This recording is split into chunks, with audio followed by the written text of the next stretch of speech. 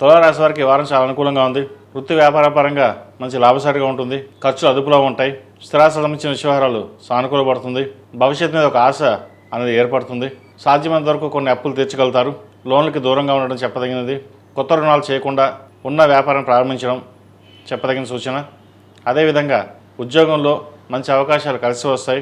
శత్రువులపై మీరు విజయం సాధిస్తారు. ఏదైనా సరే మన స్థాయికి మించి వెళ్ళకూడదు, కష్టాన్ని నమ్ముకోవాలి, అందరూ బాగుండాలి, మనము బాగుండాలి అన్న ఆలోచనతో ముందుకెళ్తారు. లాభాధిపతి అయిన రవి పంచమంలో ఉన్నారు. ద్వితీయ సప్తమాధిపతి అయిన కుజుడు పంచమంలో, రాజ్యాధిపతి అష్టమాధిపతి అయిన శుక్రుడు శనితో కలిసి ఆరింటున్నారు.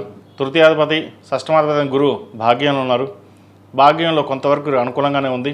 రావాల్సిన బెనిఫిట్స్, రావాల్సిన ధనం ఏదైతే ఉందో మీరు చేతికి అందుకొస్తుంది. స్థిరాస్తులు కొనుగోలు చేస్తారు. నూతన గృహ కళ అనేది ఏర్పడుతుంది. ఫిక్స్డ్ డిపాజిట్స్ లాభసాటిగా ఉంటుంది. బంగారు ఆభరణాలు కొనుగోలు చేస్తారు. ఉద్యోగంలో ప్రమోషన్ కోసం ప్రయత్నం చేస్తున్న వారికి అనుకూలంగా ఉంటుంది. వైద్య వృత్తులు ఉన్న వారికి స్ట్రెస్ అధికంగా ఉంటుంది. సాఫ్ట్వేర్ రంగంలో వారికి, కాస్మెటిక్స్, బ్యూటీషియన్స్, చిరుసాయి వ్యాపారస్తులకు, ఫాస్ట్ ఫుడ్ సెంటర్స్కి అనుకూలంగా ఉంటుంది. మీడియా రంగంలో ఉన్న వారికి చాలా వరకు అనుకూలంగా ఉందని చెప్పచ్చు.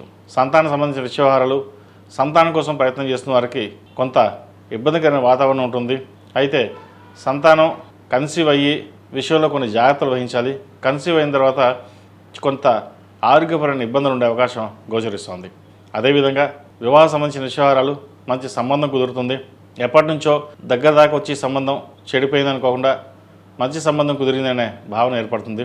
మొత్తం మీద గడిచిన వారం కంటే ఈ వారం వీరికి చాలా వరకు బాగుంది.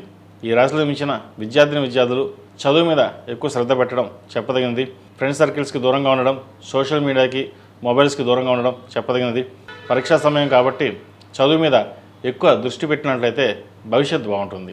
ఈ రాశిలో జన్మించిన స్త్రీలకు వృత్తి ఉద్యోగాల పరంగా, వ్యాపార పరంగా చాలా వరకు అనుకూలంగా ఉంది. దూర ప్రాంత ప్రయాణం కలిసి వస్తాయి. సహోదరుల మధ్య సఖ్యత ఏర్పడుతుంది. మీరు వారికి ధన సహాయం కానీ, వారు మీకు ధన సహాయం కానీ చేయగలుగుతారు. వ్యాపారం కోసం పెట్టే లోను మంజూరు అవుతుంది. స్థిరాస్తుల విలువ పెరుగుతుంది. ఒక భూమిని అమ్మి ఇంకో చోట ఇన్వెస్ట్మెంట్ చేస్తారు. లాభసాటిగానే ఈ వారం చక్కగా ఉందని చెప్పచ్చు. అదేవిధంగా ఖర్చులు అదుపులో ఉంటాయి. రావాల్సిన ధనం ఏదైతే ఉందో ఈ వారం చేతికి అందుకొస్తుంది. ఈ రాశివారు ప్రతిరోజు ప్రతినిత్యం అష్టములుగా తగినంత దీపారాధన చేయడం, సుబ్రహ్మణ్య స్వామికి అభిషేకం చేయించడం చెప్పదగిన సూచన. ఈ రాశిలో జన్మించిన వారికి కలిసి వచ్చే సంఖ్య 7, కలిసి వచ్చే రంగు మెరూన్. ఏదైనా పని మీద బయటకు వెళ్ళేటప్పుడు శుక్రవారం కానీ మంగళవారం అడిగిన వెళ్ళండి. మంచి ఫలితాలు సంప్రాప్తిస్తాయి.